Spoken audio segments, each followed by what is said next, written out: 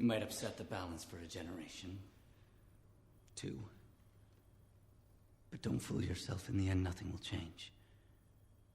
Because everyone wants to live forever. They all think they have a chance at immortality, even though all the evidence is against it. They all think they will be the exception. But the truth is, for a few to be immortal, many must die.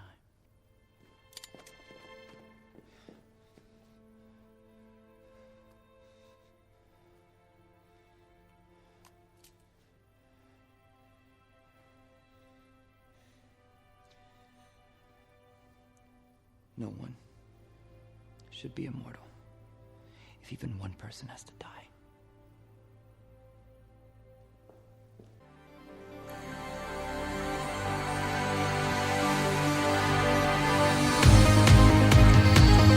Good evening.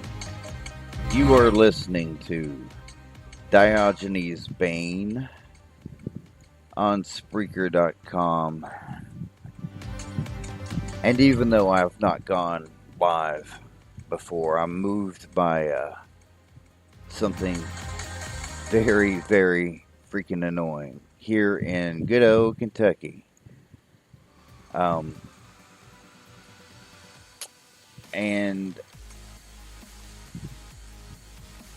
it is actually, it seems to be par for the course when it comes to the government, whose job is supposed to be looking out for the citizens. But as Socrates pointed out so frequently, the state is not your friend. Hell, this guy was put to death because he failed to believe in the religions prescribed to him. And, but what I'm going to do is I'm going to give you a very, very brief timeline here of this issue that has plagued the Estill County, Kentucky landfill to the point that, and with good reason, there are many of the citizens of that county are very upset. As I said, the brief timeline. This actually started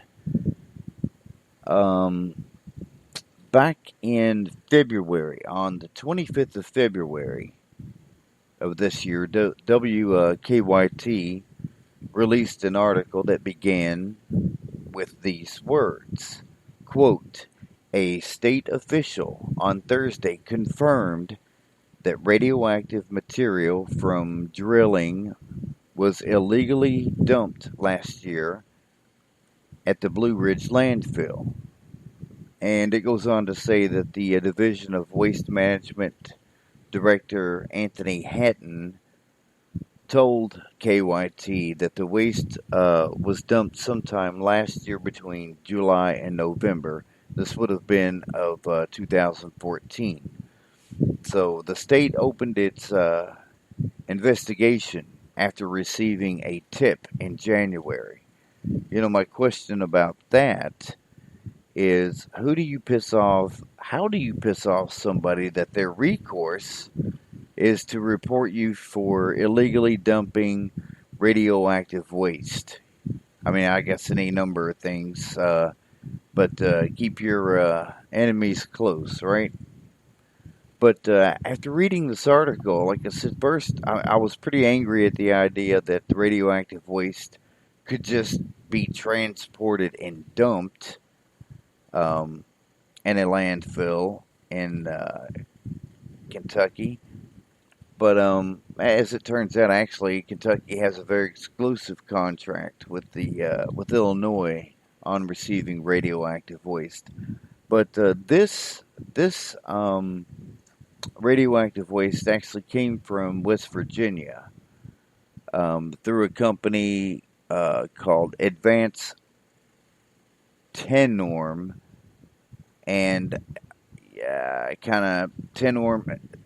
You know, you just look it up because it's it explains the level of radioactivity um, in the waste. But Tenorm Services, although it's based in West Liberty, Kentucky, which actually made arrangements for the illegal disposal, but technically the waste did come from West Virginia. The Then the article goes on to state that the radioactive level of the material that was buried was at least 340 times more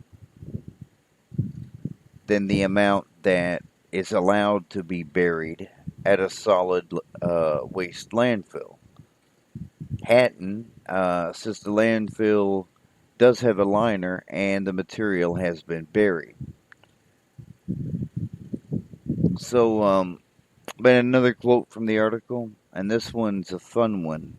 I like this. This is from the original story. It says, quote, "It is not clear whether it is harmful to the public.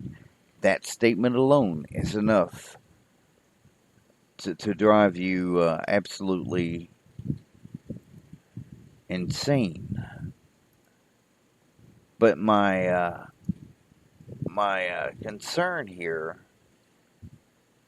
is the obvious and blatant negligence of the owner of the landfill, who says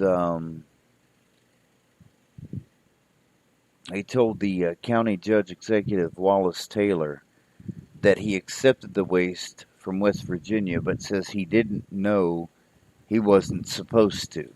Also stating that the paperwork allegedly did not indicate that it was a radioactive material.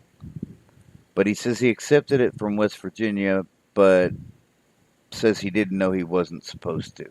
You know, I mean, this is what drives me insane. This is people at government positions or positions of authority. You know, we've all had jobs. You know, there was a time when we had as kids we had a job at McDonald's or, you know, Arby's or wherever. And just say we work a drive-through at McDonald's. You know, they train you to do your job. They do not have to train you to refrain from throwing coffee at a customer. I mean, the excuse. I mean, last year, same kind of thing. Another company here in Scott County, in Harrison County, they were burying old computer monitors illegally. And so they're talking about how this contamination, you know, is getting into the ground and the well waters. There's a lot of people around here still use wells and cisterns. But this excuse that people have about, I didn't know, I wasn't supposed to. You know, if I give that excuse to anybody for any job or anything that I'm doing, they're going to look at me like an idiot and, you know, you're going to be fired. But I'm just so tired of this bullshit excuse. I didn't know. I mean, it's like, you know, I didn't know I wasn't supposed to accept nuclear waste. What the hell? Common sense should tell you what you should and shouldn't do. I mean, hey, I'm no expert. I have a long list of screw-ups, you know. But like I said, no paperwork indicated that it was radioactive. But, I mean, he could be telling the truth, but even if he is, then the amount of money the owner made from the 47 dumpster boxes that were each 25 cubic yards. This is about the size of one large dumpster. However much he was paid to accept that money should be immediately returned to those people living near the landfill, because they are stating that their property values have decreased. And why the hell would they not decrease? You only have nuclear waste next door or across the street. Even more fun, very near to Estill County High School and Middle School, which are, allegedly routinely tested. Again, the only information you got is what they give you. But Estill County, like I said, high school and middle school are there. Okay, so this occurs. This is back in February, and it's actually been going on because apparently people have been rallying, and they keep asking questions and not getting answers, and they go on and on. Now, yesterday, it was announced by the Attorney General, Andy Beshear. It was announced that no criminal charges would be brought against the landfill.